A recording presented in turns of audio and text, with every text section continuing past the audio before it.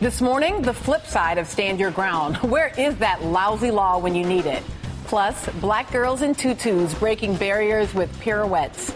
And the truth about truth and truthiness, our attempt to make Rene Descartes proud. But first, making the case for America better, stronger, and faster than ever before.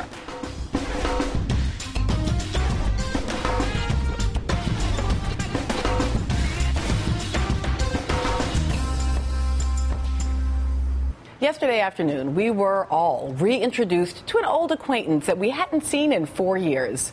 President Barack Obama took off his jacket and tie, rolled up his sleeves, and poof, transformed himself back into candidate Barack Obama. Hello, Ohio! And with those words, before a crowd of 14,000 at Ohio State University, he officially launched his campaign to reclaim the presidency. He followed that up with a repeat performance only hours later in Richmond, VA, at Virginia Commonwealth University. So President Obama wasted no time framing the terms of this election not as a referendum on his presidency, but as a decision. You can get with this or you can get with that. Now we face a choice. For the last few years, the Republicans who run this Congress have insisted that we go right back to the policies that created this mess. Republicans in Congress have found a nominee for president who's promised to rubber stamp this agenda if he gets the chance. Ohio, I tell you what, we cannot give him that chance. Not now. Not with so much at stake. And in addressing the economy, the issue with the highest stakes for most voters, President Obama had to strike a delicate balance. He needed to make the case for why his freshly minted campaign theme, Forward, describes the general direction of the economy, while also acknowledging that there is still a long way to go. The economy is still facing headwinds, and it will take sustained, persistent effort, yours and mine, for America to fully recover. That's the truth. We all know it. But we are making progress. Now, if you're Governor Mitt Romney, some progress is not enough. And it's that question, how is America doing, that is at the heart of this election. The answer, according to the conventional wisdom, is that the country has declined to the point that it's almost unrecognizable as what was once the most powerful nation on the planet. Devastated by an economic downturn from which we've yet to recover, no longer capable of making anything that anybody wants, and sapped of our status as a world superpower. It's a bleak outlook. But this week, an article in Newsweek by author Daniel Gross takes a radically different view, that the entire narrative of America's decline is a complete and total myth. The Great Recession of 2008 and 2009 wasn't the beginning of a downturn, he argues, but the beginning of a rebirth. And that we simply don't recognize the new improved America yet because, well, it's lost a lot of weight. Gross writes, the U.S. economy has come back better, stronger, and faster than most analysts expected, and more than most of its peers. Gross argues that America's private sector has reinvented itself and reemerged as more productive, efficient, and better prepared for success in the future global economy. And this narrative proclaims that it is indeed the dawn of a new day. Just one that is markedly different from what Ronald Reagan looked out upon when he pronounced it was morning in America in 1984. But if this rebuke to Mitt Romney from candidate Obama is true... Corporations aren't people. People are people.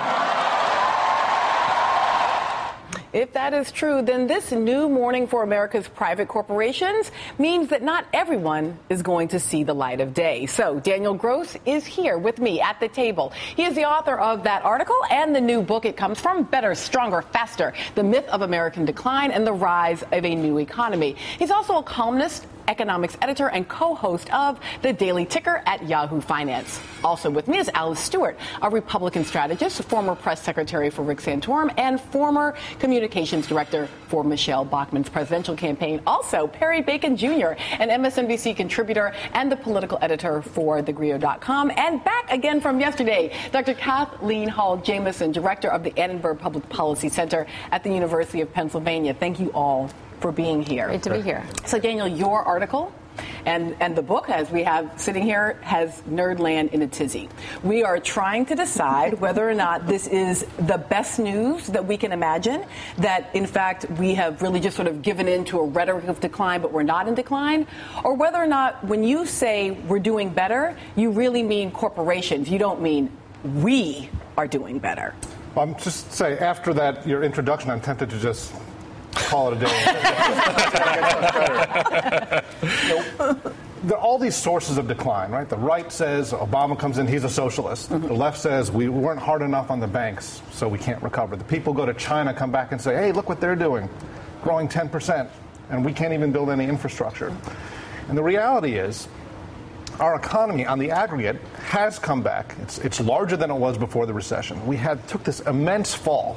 Right? Yeah. Decline in 2009. None of us had ever seen anything like this. Right, so you're not arguing that we did not dip into a really massive recession. Oh, we had the worst. And one longer and harder than anybody alive. Yes, 2009 was a 1933 moment. Yes. And in 1933, everybody came out and said, oh, we have this socialist in charge, and Mussolini's got this great economy in Italy, and look at Stalin, he's expanding, and there's this power in Asia that's expanding too, Japan. Right.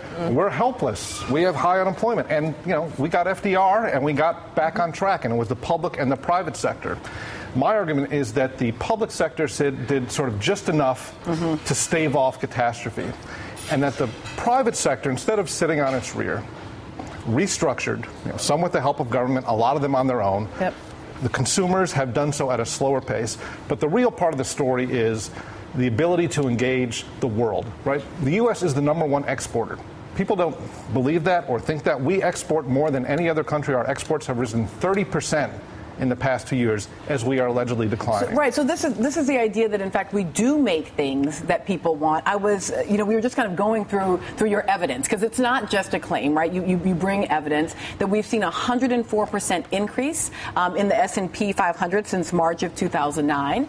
You say that in addition to sort of exporting things, we actually bring in all of these tourists, so 62 million foreign tourists who visit the U.S. and leave their dollars here. Right. A little over 4 million private sector jobs since February of 2010, and a 2.1 trillion in exports in 2011, which is more than a third. Obama's war on prosperity and profits is going really badly. All right, so if we buy Daniel's argument, does this suck the air out of the room for Mitt Romney and for Republicans who are saying you've got to give it back to us so that we can improve the private sector, if this is in fact the private sector leaner, better, stronger, faster? Now, I appreciate your optimism, and the book looks at the rosy picture of the economy. But the truth is, with the jobs report that came out, it's a dismal picture, and we have President Obama's policies to blame for that. Here we have above 8% unemployment for the longest period in recorded history. Barely. Any day it's going to be under. Y'all aren't going to be able to say it anymore. When that day comes, then we can have that discussion. We have 23 million Americans out of work. We have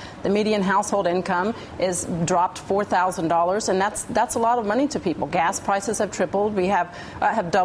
We have $15 trillion debt, and this is because of the policies we have with President Obama. Right. And he said after he took office, if he cannot turn the economy around, this is a one-term proposition. Well, I'm anxious to hold his feet to the fire on that.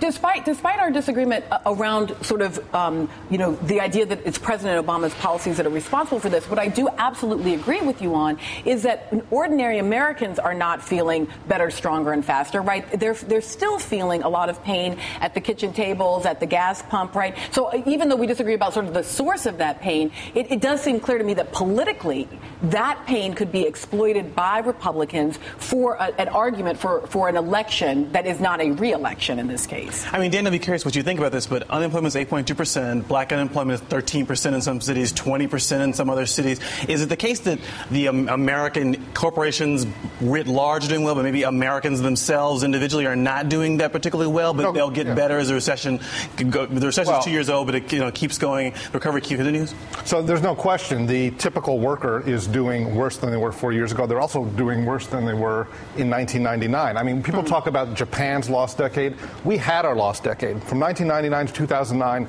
there was no job creation, there was no income growth, there were no returns for assets of any kind. What we've seen in the past few years is companies doing extraordinarily well, investors doing extraordinarily well, the consumer and the worker not so much, because the companies are keeping much more of the pie. We're making a lot more pizzas. They're all being delivered to Park Avenue.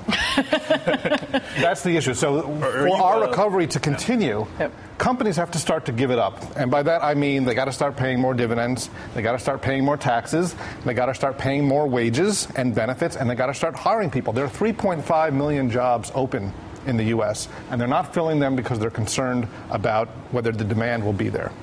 So there's plenty of work to be done. So, Daniel, what I find interesting about this, Kathleen, I wanted to ask you about this. We talked a bit about American exceptionalism, in part as the argument that Romney has put out against the president. The president doesn't have an American exceptionalist argument, he claims.